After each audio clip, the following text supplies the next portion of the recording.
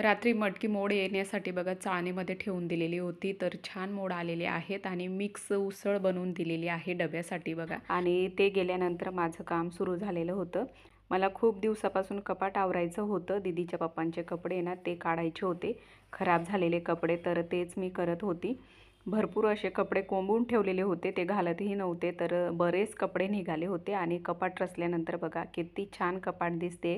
आणि त्याच्यातले कपडे बाहेर काढले होते, तर इतके कपडे होते, मला विश्वासच बसत नव्हता की इतके कपडे बिनकामाचे कपाटामध्ये कोंबून ठेवलेले होते. तर बघा ही एवढी गड्डी आहे आणि इकडे सुद्धा आहे. तर चला, आता दीदीचं पार्सल आलेलं होतं, तर पॅन्ट मागवलेली होती तिने आणि तिला राहत नव्हतं बघा, तर लगेच काढून ट्राय करून बघितली, छान आलेली होती.